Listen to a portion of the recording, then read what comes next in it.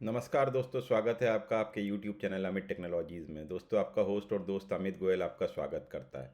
दोस्तों, जैसे कि आप देख रहे हैं, आज का हमारा बहुत बहुत इम्पोर्टेंट टॉपिक है load testing in software world. जैसे कि मैंने आपको पहले भी एक इन्वायरमेंट का कैसे पूरा टेस्टिंग होता है, कैसे डेव से एस आई टी से यूएटी से प्रोडक्शन पे हमारा टेस्टिंग होता है, वो सब के बारे में आपको एक वीडियो में मैंने बताया, जो कि मैं लिंक आपको इसमें फिर से दे दूंगा। तो उसी श्रृंखला में आगे बढ़ाते हुए हम देखेंगे कि भाई लोड टेस्ट क्या होता है, ये एक क्यों ज़रूरी है। तो आज का जो हमारा एजेंडा रहेगा कि what is load testing, why is load testing required. एक हम ट्रेडिशनल वेइंग मशीन के एग्जांपल से आपको मैं कोशिश करूंगा कि रियल वर्ल्ड से कनेक्ट कर पाऊँ और समझा पाऊँ कैसे ये रिलेट करता है रियल वर्ल्ड एग्जांपल अपने सॉफ्टवेयर एप्लीकेशन से, वो भी मैं आपको कोशिश करूंगा जिससे ये हमारी मतलब जो हम रिलेट कर पाएँ एक के बाद एक और इजीली वे में समझ पाएँ। उसी चीज़ से आप इंजॉय करके उसको समझेंगे भी और उसको बहुत इजीली आपके दिमाग में बैठ जाएगा। तो जब भी आपको टाइम मिले प्लीज़ ये वीडियो सुनिए, जिससे आपको ये एटलीस्ट समझ में आए कि जब भी कोई एप्लीकेशन तैयार होता है, बनने की कोशिश होती है या उसमें अपडेट होता है, तो भी हमको लोड टेस्टिंग क्यों ज़रूरी है और एनएफआर क्या होता है। तो हमने कई बार डिस्कस किया है, लेकिन आज हम जो एजेंडा के साथ जाएंगे वो है what is load testing in software world. तो आपको मैं बता दूं कि ये एक टाइप का परफॉर्मेंस टेस्ट है, जो कि लोड टेस्ट एक सब टाइप है परफॉर्मेंस टेस्टिंग का। परफॉर्मेंस टेस्टिंग मतलब किसी भी चीज़ का हमको ये चेक करना कि वो कितना लोड ले सकता है। तो it is a type of performance testing that simulates real world user activity to determine how a system और application behaves under various load conditions. क्योंकि लोड का भरोसा नहीं रहता कि लोड किस हिसाब से बढ़ता कम होता है, कैसे उसको हमको हैंडल करना है। तो उसी लोड को मेक श्योर करने के लिए कि उस लोड के कारण भले ही वो मैक्सिमम लोड हमने कंसिडर करके रखा हो कि नहीं रखा हो, उसको कंसिडर करना सबसे पहले एप्लीकेशन में ज़रूरी है। और आगे के 5 साल 3 साल जो भी आप चाहें उसको, आपको उस लोड को पहले से ध्यान में रखना चाहिए सॉफ्टवेयर वर्ल्ड में, जिससे आपका जो एप्लीकेशन है वो कभी डाउन ना जाए बिकॉज ऑफ लोड। ये बहुत बहुत इंपॉर्टेंट चीज़ है जो कि आपको पता होना चाहिए। और आपको मैं जस्ट दिखाने के लिए एक और चीज़ बता दूं कि आपका जो परफॉर्मेंस के कई टाइप के टेस्टिंग है। Performance testing, types of performance testing में हमारा जो लोड टेस्ट है सबसे ऊपर इसलिए दिया गया है क्योंकि लोड टेस्ट से ही आपको आपकी एप्लीकेशन को संभालना आना चाहिए, उसको स्केल करना आना चाहिए। आपने कई बार मेरे से वर्ड सुने होंगे माइक्रो सर्विसेज में, सर्विसेज, ऑटो स्केलिंग, ये सारी चीज़ें हमको यहाँ पर आज काम आएंगी। लेकिन मैं फिर भी इसको बहुत सिंपल रखूँगा जिससे आपको ईज़िली समझ में आ जाए। तो परफॉर्मेंस टेस्ट के बहुत सारे पार्ट हैं, stress test, spike test, scalability से सोक टेस्ट। ये जो भी टेस्टर्स हैं या जो भी हमारे डेवलपर्स हैं उनको सबको ये पता होना चाहिए कि भाई ये सब चीज़ें हर एप्लीकेशन में करना ज़रूरी है। तभी हमारी एप्लीकेशन को हम एक क्वालिटी चेक दे सकते हैं प्रॉपरली, अपार्ट फ्रॉम मैनुअल और ऑटोमेशन टेस्टिंग जो कि आप एप्लीकेशन पे करते हो। कि भाई उसमें आप नॉर्मल टेस्ट करते हो कि आपका एप्लीकेशन का जो फ्लो है वो नहीं फट रहा है, या आप अपने एप्लीकेशन में जो अल्फ़ा न्यूमेरिक डाल रहे हो वो गलत नहीं है, जो कि अपन अपने और भी जो बिजनेस टेस्टिंग आप करने की कोशिश करते हो। उसके अलावा कैसे आपका जो इंफ्रास्ट्रक्चर है वो प्रॉपर इंफ्रास्ट्रक्चर है, तभी आपका परफॉर्मेंस टेस्टिंग के सारे पार्ट्स चलेंगे। और उसको हम ये सर्टिफाई कर पाएंगे कि दिस इज़। और इसके लिए पूरी टीम होती है दोस्तों, एक सेपरेट टीम होती है जो कि परफॉर्मेंस टेस्टिंग को रिव्यू करती है, हर हर पर्टिकुलर एप्लीकेशन का लोड रिव्यू करती है, स्पाइक रिव्यू करती है, स्मोक रिव्यू करती है। उसके बाद वो साइन ऑफ देते हैं कि हाँ this is correct, this is working fine as per load given. तो हम उस पे भी जाएंगे कि लोड कैसे दिया जाता है। पहले हम ये देखते हैं कि हमारा जो लोड टेस्ट है उसको हम रियल लाइफ से कैसे कनेक्ट कर सकते हैं। तो पहली बात तो लोड टेस्टिंग क्या है ये मैंने आपको बताया कि लोड टेस्टिंग एक टाइप का परफॉर्मेंस टेस्टिंग है। परफॉर्मेंस टेस्टिंग में भी लोड लोड टेस्टिंग स्पेसिफिकली इसलिए इंपॉर्टेंट है क्योंकि हमको अपने इंफ्रास्ट्रक्चर को भी मैनेज करके चलना पड़ता है कि उसके कारण मेरी कोई सर्विस डाउन ना जाए। सर्विस आज का टाइम पूरा माइक्रो सर्विस का है, तो उसको हर सर्विस को ये लोड सहने की क्षमता होनी चाहिए। लोड टेस्ट क्यों रिक्वायर्ड है मैं आपको एक एग्जांपल से दिखाता हूँ ट्रेडिशनल वेइंग मशीन के। फिर से मैं अपन गूगल पे जाते हैं, मैं आपको सिंपल तरीके से समझाने की कोशिश करूँगा कि ओल्ड ट्रेडिशन वेजिटे ओके।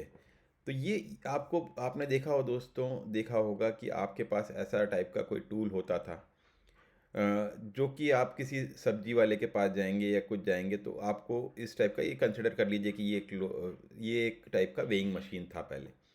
और इस वेइंग मशीन में क्या होता है दोस्तों कि एक साइड पे आप बाट रखते हैं और दूसरे साइड पे आप मान लीजिए सब्जियां रखते हैं जो सब्जी वाला है।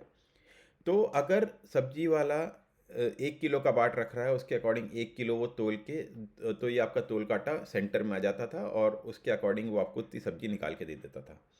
बट अगर मान लीजिए वो इसमें सब्जी रखता जाए और आपका बाट 1 किलो का ही है, तो क्या ये जस्टिफाई हो पाएगा? नहीं, ये आपका पूरा का पूरा नीचे आ जाएगा और पूरा आपका हो सकता है कि आपका ये वेइंग मशीन टूट भी जाए, क्योंकि आपने इसको प्रॉपरली तरीके से हैंडल नहीं किया कि आपका किलो तो एक है, 1 किलो का बाट है और आपकी सब्जियां बढ़ती जा रही हैं।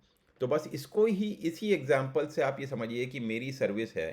अगर एक सर्विस है यहाँ पे, और वो एक एप्लीकेशन को हैंडल करती है जिसको एक हैंडल करने की ताकत उसकी एक लेवल तक है।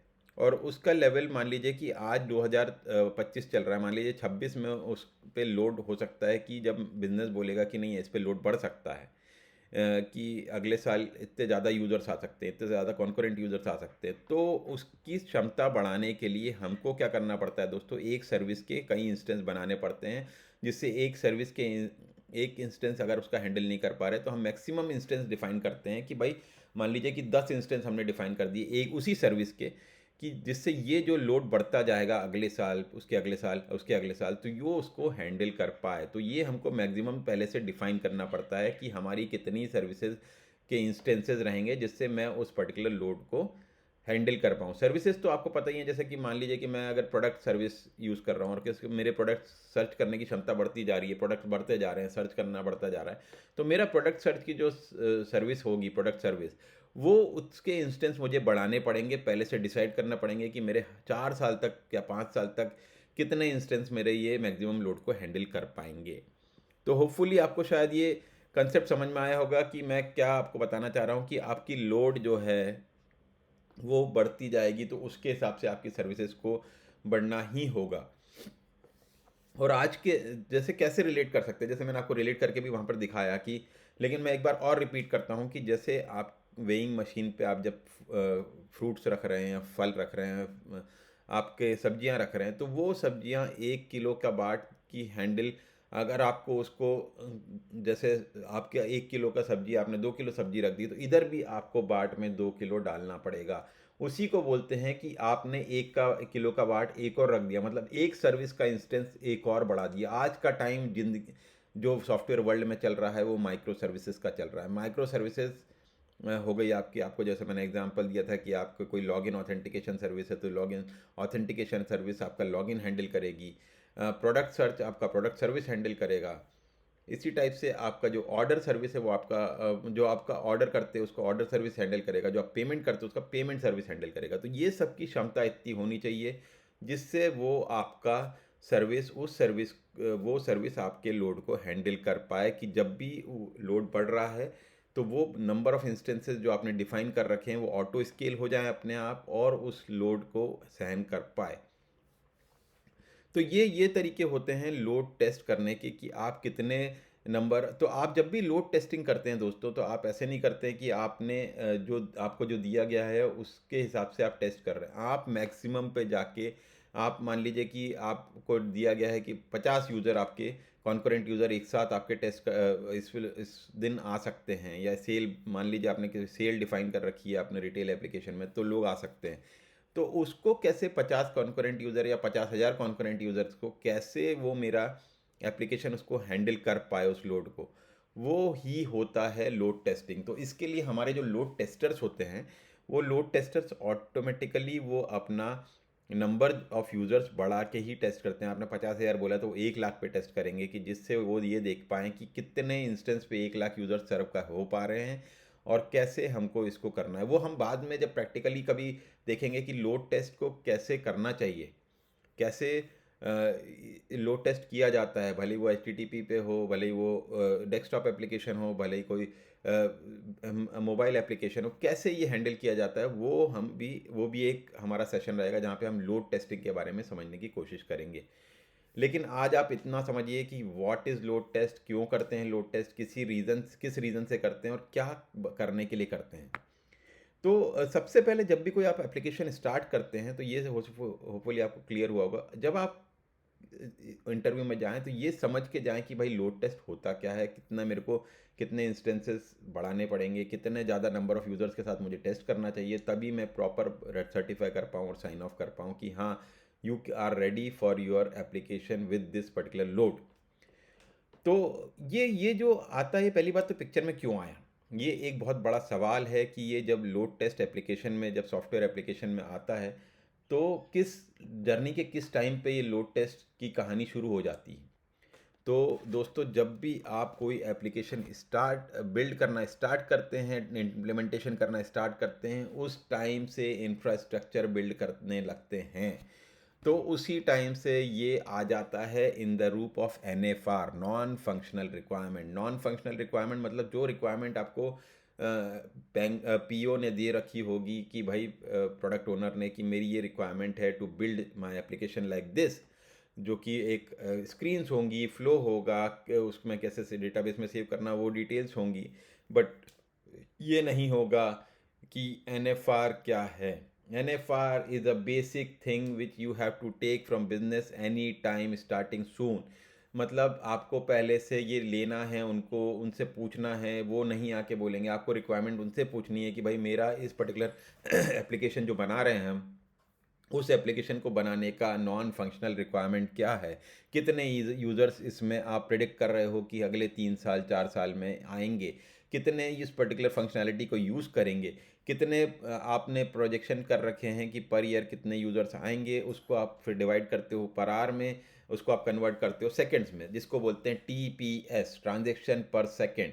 और उस ट्रांजेक्शन पर सेकेंड पे लोड लिया जाता है कि वो कहीं आपके SLA को ब्रीच नहीं कर रहा है, मतलब सर्विस लेवल एग्रीमेंट को ब्रीच नहीं कर रहा है। जहाँ पे हम बोलते हैं कि भाई मेरा अगर कोई पर्टिकुलर एप्लीकेशन है, उसका परफॉर्मेंस ऐसा होना चाहिए कि वो 1 सेकंड में मुझे रिस्पॉन्स करे।